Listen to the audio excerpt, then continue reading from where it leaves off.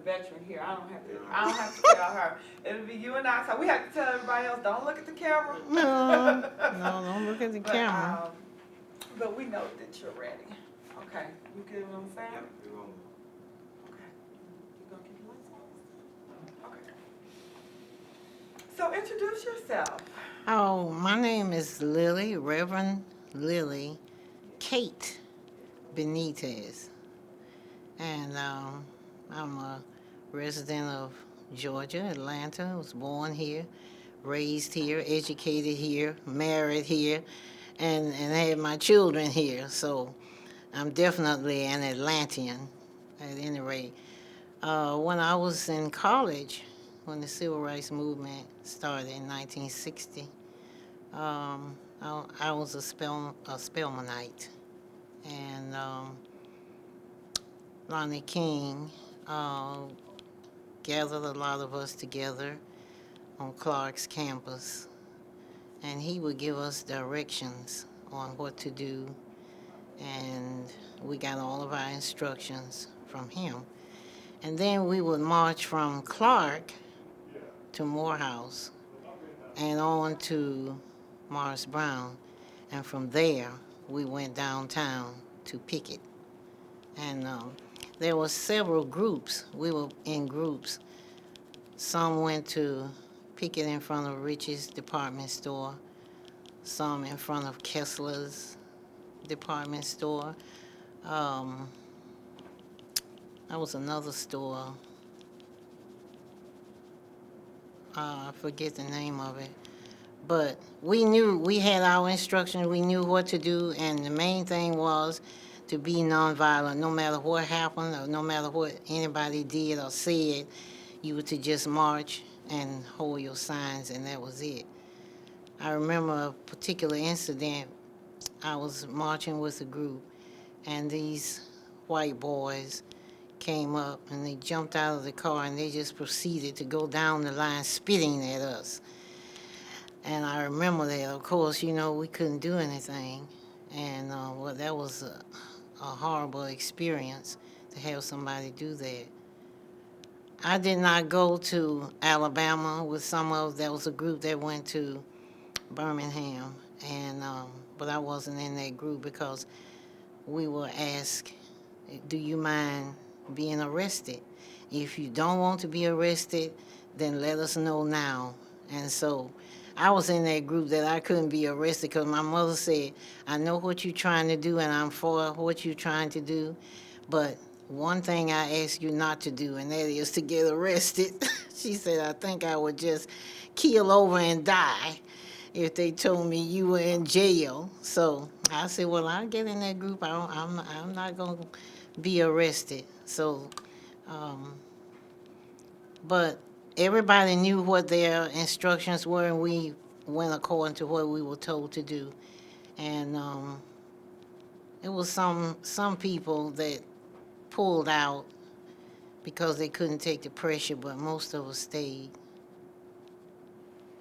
So tell me about Riches and this Christmas Gift Freedom and the campaign and the rallying and marching there. Well, the thing about it is, at first, I don't think Rich's department store thought too much of it. But then when the people started closing out their accounts right at Christmas time, that made a big difference, because we hit their pocketbook. So then they realized that the picketing really meant something, and it was effective. Were you able to go into the lunch counter and have tea, or to the Magnolia Room and have tea? Oh, no, I didn't. No, I didn't. Like I said, I just did the picketing outside. No, I never went to the lunch counter. Some of them did, and it was a horrible experience.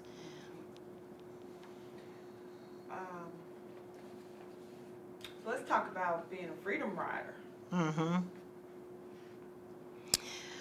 Well, I look at freedom riders. Anybody that did anything during the civil rights movement was a freedom rider. Whether you rode on a bus or you picketed or you made signs, or you answered the phone. You were a freedom rider. You were fighting for the rights of black people to get their civil rights.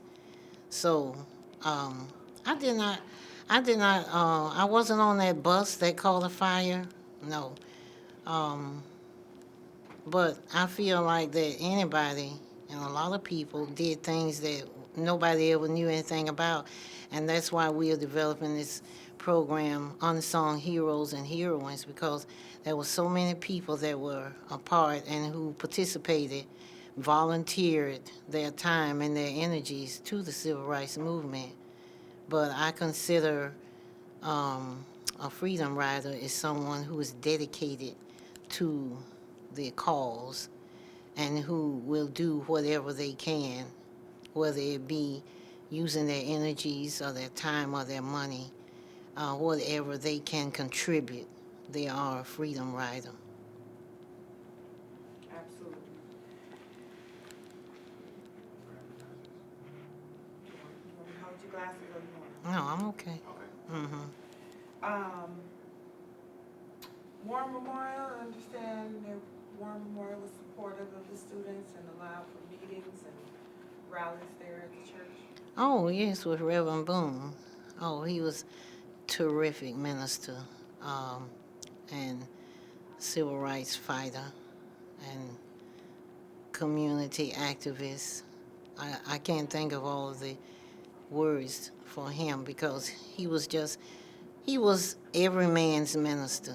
I'll say it like that. You could walk up to him and talk to him about anything. You know, he was down to earth. You didn't look at him as a minister, you looked at him as a friend. Yes, we had many meetings at his church. And Rush Memorial? Rush Memorial, yes. Had meetings at Rush Memorial? Most of the churches, you know, opened their doors for us to have meetings.